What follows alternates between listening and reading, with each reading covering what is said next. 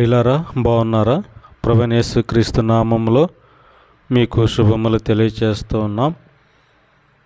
ఈరోజు హెబ్రోన్ క్యాలెండర్లోని దేవుని యొక్క వాక్యాన్ని మనము ధ్యానం చేసుకుందాము. లూకా సువార్త 1వ అధ్యాయము 50వ వచనము నేను చదువుతాను, జాగ్రత్తగా గమనించండి.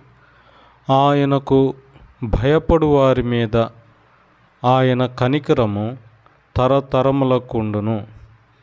ప్రియులారా, ఈ మాట ఎవరు చెప్తూ ఉన్నారంటే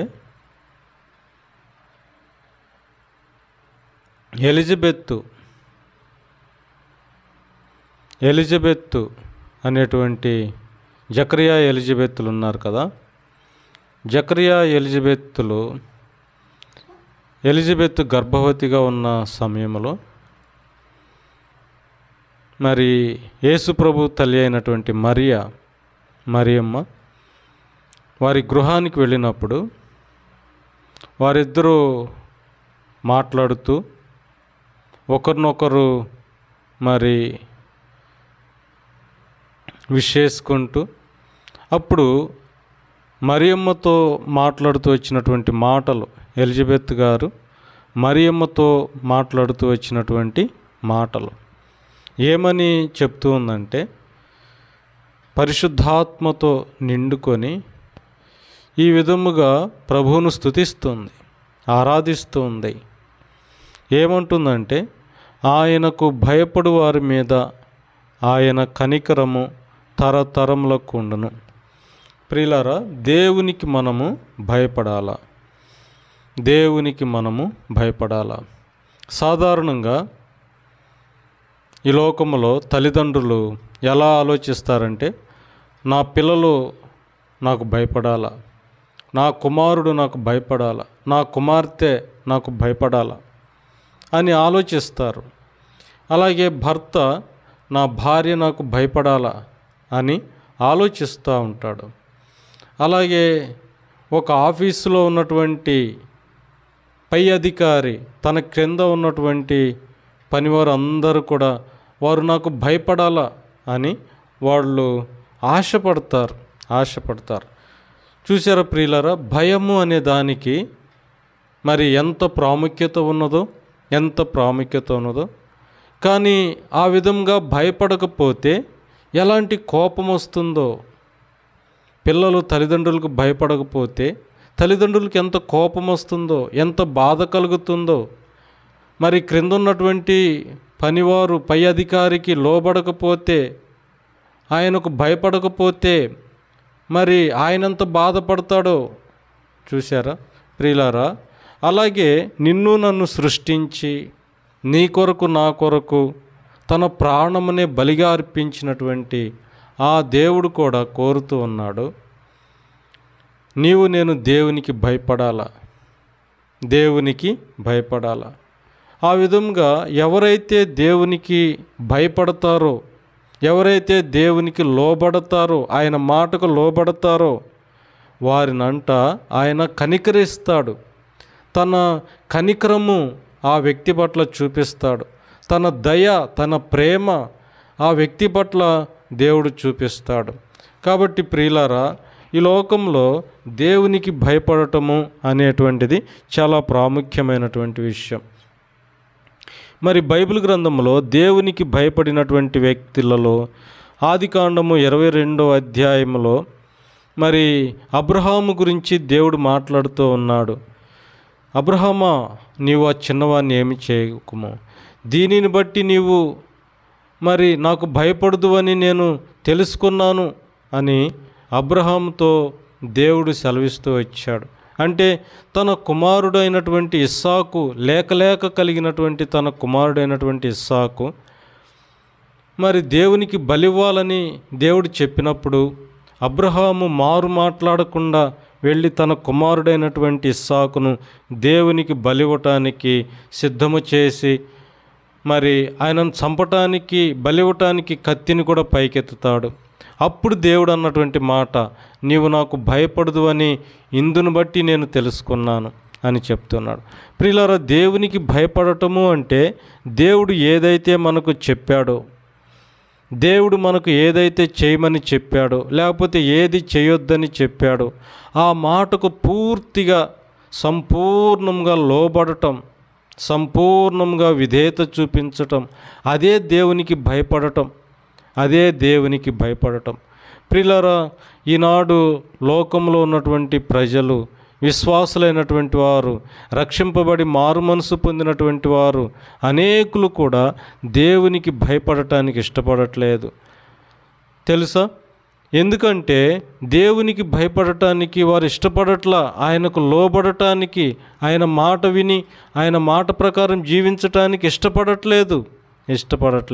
కనుకనే దేవుని యొక్క కనికరము, దేవుని యొక్క దయ, ప్రేమ వారు సమృద్ధిగా అనుభవించలేకపోతున్నారు. కాబట్టి ఇక్కడ అబ్రహాము విషయంలో దేవుడు చెప్పాడు, ఇందును బట్టి నీవు నాకు భయపడుతున్నావని నేను ఎరిగి ఉన్నాను అంటున్నాడు.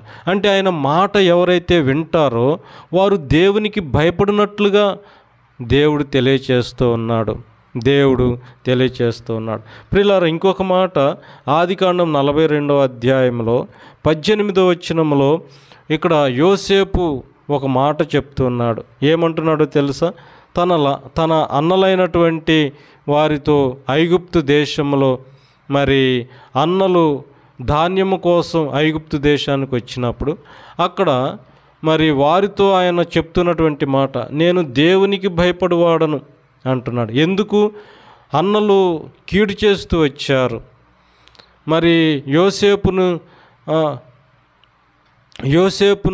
మరి మిద్యానీయులకు అమ్మివేస్తూ వచ్చారు. చూసారా? వారికి అమ్మివేయటమే కాదు, ఆ విధంగా వారు ఆయన చనిపోయాడు అని, యోసేపు చనిపోయాడని తన తండ్రికి చెప్పి నమ్మించారు. తన కుటుంబంలో ఉన్నటువంటి వారు అందరికీ చెప్పి నమ్మించారు. చూసారా? అయితే ప్రియులారా, మరి దేవుడు వారు చేయాలనుకున్నటువంటి కీడు ఆయనకు మేలుగా మారుస్తూ వచ్చాడు. తర్వాత కొంతకాలానికి వెళ్ళి చూస్తే అక్కడ ఐగుప్తు దేశానికి ఆయన ప్రధానమంత్రిగా యోసేపును దేవుడు హెచ్చిస్తూ వచ్చాడు. కాబట్టి యోసేపును గుర్తుపట్టలేదు వాళ్ళు, అన్నలు గుర్తుపట్టలేదు, సాగిలపడుతూ వచ్చారు, ఆయనకు భయపడుతూ వచ్చారు. అప్పుడు వారు ఏమంటున్నారంటే, వారితో ఆయన ఏమంటున్నాడంటే, నేను దేవునికి భయపడువాడను, మీరు నాకు కీడు చేయాలని అనుకున్నారు, కానీ దేవుడు దాన్ని నాకు మేలుగా చేస్తూ వచ్చాడు అని. ప్రియులారా, వారు కీడును బట్టి ప్రతి కీడు చేయక కీడు చేసిన వారిని మనస్ఫూర్తిగా క్షమిస్తూ వచ్చాడు. ఒక వ్యక్తి నేను దేవునికి భయపడుతున్నాను అని చెప్పేటువంటి ఒక వ్యక్తి కీడుకు ప్రతి కీడు చేయడు.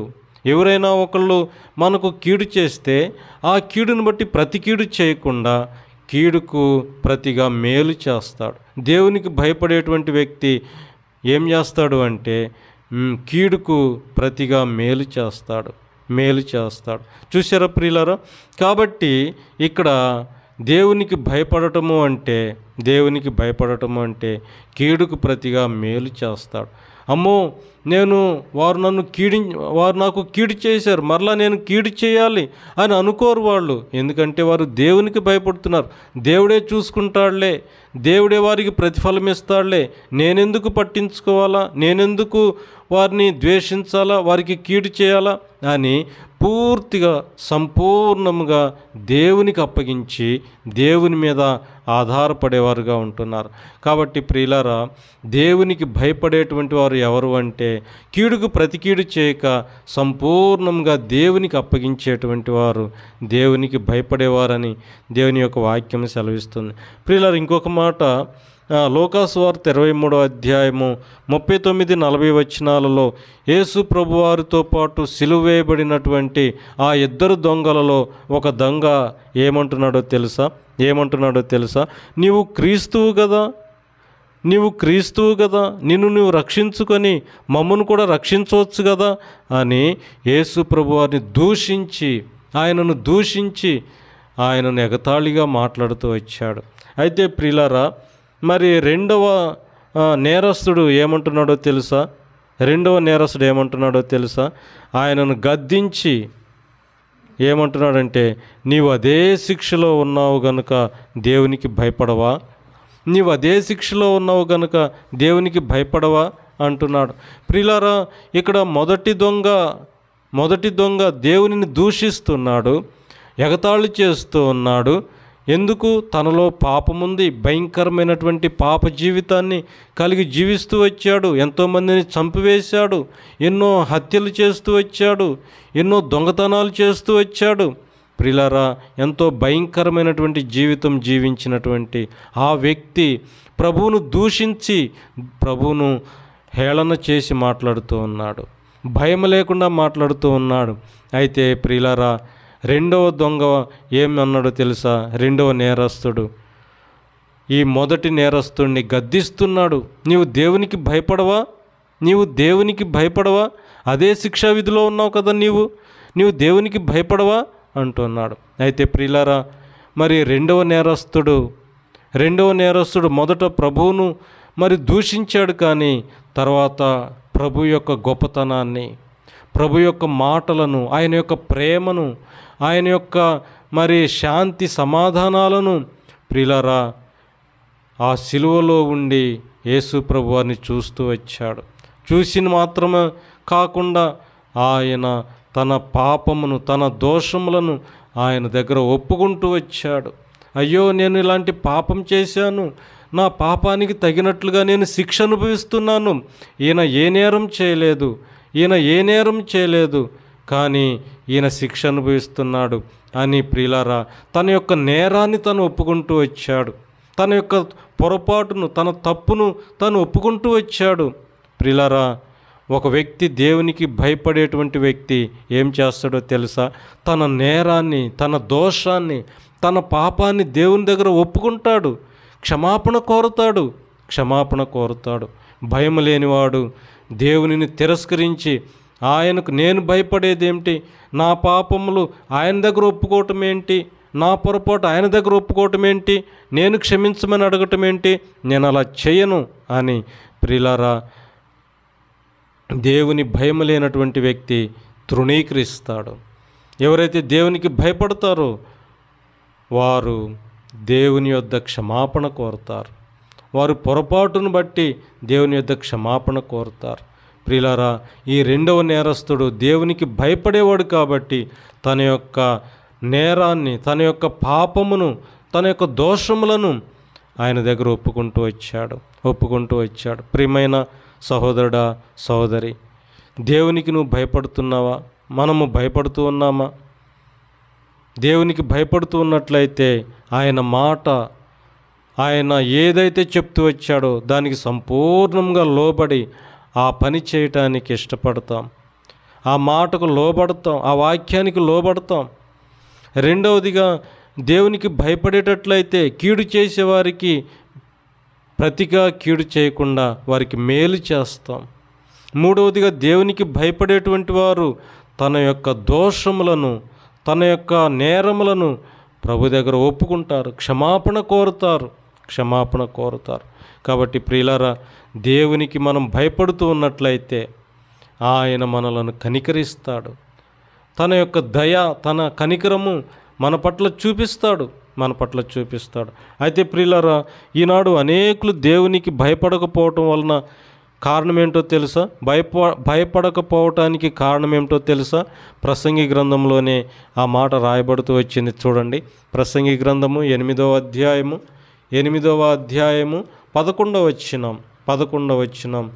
దుష్క్రియకు తగిన శిక్ష శీఘ్రముగా కలుగకపోవుట చూచి మనుష్యులు భయము విడిచి హృదయపూర్వకముగా దుష్క్రియలు చేయుదురు. చూసారా ప్రియులారా, దుష్క్రియకు తగినటువంటి శిక్ష, పాపానికి, తప్పుకు తగినటువంటి శిక్ష వెంటనే మానవునికి కలగకపోవటం వలన మానవుడు భయాన్ని విడిచి తన ఇష్టానుసారంగా జీవిస్తూ ఉన్నాడు. ఈ లోకంలో దేవునికి భయపడకపోవటానికి కారణం అదే. ఎన్నో పొరపాట్లు చేస్తున్నారు, తప్పుల మీద తప్పులు చేస్తున్నారు, కానీ ఏ శిక్ష కలగట్లేదు, వారికి ఏ నష్టము కలగట్లేదు. దేవుని దగ్గర నుండి శిక్ష రాకపోవటం చూసి వాళ్ళు భయాన్ని విడిచి తిరుగుతున్నారు. నాకేమవుతుందిలే, నేనెందుకు భయపడాలా అని ప్రియులారా, సృష్టికర్త అయినటువంటి దేవునిని కూడా వారు నిర్లక్ష్యము చేసి వారు తృణీకరిస్తూ ఉన్నారు. అయ్యా అమ్మ, నీవు నేను అలా ఉండకూడదు. దేవునికి మనము భయపడాలా. ఆయనకు మనం భయపడుతూ వచ్చినప్పుడు ఆయన కనికరాన్ని మనం అనుభవిస్తాం. ఆయన దయను, ఆయన ప్రేమను మనం సమృద్ధిగా అనుభవిస్తాం. అలాగున ప్రభు మనకు సహాయం చేయనుగాక. ప్రార్థన చేసుకుందాం. పరిశుద్ధుడు అయిన తండ్రి, మీకు వందనములు, స్తోత్రాలు చెల్లిస్తూ ఉన్నాం. ప్రభువా నాయన, ఆయనకు భయపడు వారికి ఆయన కనికరము చూపిస్తాడని నీ వాక్యం సెలవిస్తుంది. ప్రభువా, మేము ఎల్లప్పుడూ కూడా ప్రభువా మీకు భయపడటానికి సహాయం చేయండి. దేవా, కనికరించు నాయన, దయ చూపించండి. దేవా, కృప చూపించయ్యా. భయము విడిచి తిరగకుండా మమ్మలను కాపాడండి. ఈనాడు ఎంతోమంది తల్లిదండ్రులకు భయపడట్లేదు, తమ ఇష్టానుసారంగా జీవిస్తున్నారు, తల్లిదండ్రులను ఎదిరిస్తున్నారు, తిరుగుబాటు చేస్తున్నారు. ప్రభువా, అయ్యా అయ్యా అయ్యా కనికరించయ్యా, క్షమించయ్యా, క్షమించు నాయన. వారికి దేవుని భయం లేదు, తల్లిదండ్రుల భయం లేదు, సమాజ భయం లేదు, ఎవరు భయం లేకుండా ఈనాడు మరి ఎన్నో భయంకరమైనటువంటి కార్యకలాపాలలో మునిగి తేలుతూ ఉన్నారు. ప్రభువా, యవనస్తులైనటువంటి బిడ్డలను జ్ఞాపకం చేసుకోండి నాయన. దేవునికి భయపడినట్లుగా సహాయం చేయండి. అయా, కృప చూపించు నాయన, దయ చూపించండి. దేవా నాయన, మా పితరులు ఏ విధంగా మీకు భయపడుతూ వచ్చారో మా జీవిత పర్యంతం మీకు భయపడటానికి సహాయం చేయండి. కనికరించి దయ చూపించండి. ప్రభా, ప్రార్థన అంశాలు ఉన్నాయి. అయా నాయన, సైమన్ పీటర్ సోదరుని జ్ఞాపకం చేసుకుని కార్పెంట్ వర్క్ చేస్తూ ఉన్నాడు. ఆ వర్క్ను దీవించి ఆశీర్వదించండి. మంచి ఆరోగ్యం దయచేయండి. ఎర్రమ్మ సోదరుని జ్ఞాపకం చేసుకోండి. ప్రభా, క్యాన్సర్తో బాధపడుతుంది, సంపూర్ణంగా మీరు తాకి స్వస్థపరచండి. మంచి ఆరోగ్యం దయచేయండి. అలాగే శారా సోదరుని జ్ఞాపకం చేసుకోండి. అయా, కనికరించము. తన కుటుంబంలో ఉన్నటువంటి ప్రభా నాయన మరి కుటుంబ సమస్యలను మీరే సహాయం చేయండి, పరిష్కరించండి, సమాధానం కలుగొచ్చేయండి. అయా, వారి తల్లిదండ్రులకు మంచి ఆరోగ్యం దయచేయండి, తనకు మంచి భవిష్యత్తును దయచేయండి. ప్రభా, మరి ఇల్లు అమ్మే విషయంలో కూడా ప్రభా కావలసిన మీ కృప అనుగ్రహించండి. ప్రభా, మంచి రేటు కలిగినట్లుగా సహాయం చేయండి. నాయనా, మీకు వందనములు, స్తోత్రాలు, స్తుతులు చెల్లిస్తున్నాం. ప్రభా, ఈ దినమంతటి కొరకు సిద్ధపరచండి. పగలంతా మీ కాపుదల భద్రతలో ఉంచండి. ఓ ప్రభా, సహాయం చేయండి. మా రాకపోకల్లో, మా ప్రయాణాలలో మీరు తోడుగా ఉండి నడిపించండి. ప్రభా దేవా, సహాయం చేసి మహిమ పొందండి. వందనములు, స్తోత్రాలు, కృతజ్ఞతాస్తుతులు చెల్లిస్తూ యేసు ప్రభు నామం పేరిట స్తుతించి ప్రార్థించి అడిగి వేడుకుంటున్నాము తండ్రి. ఆమెన్.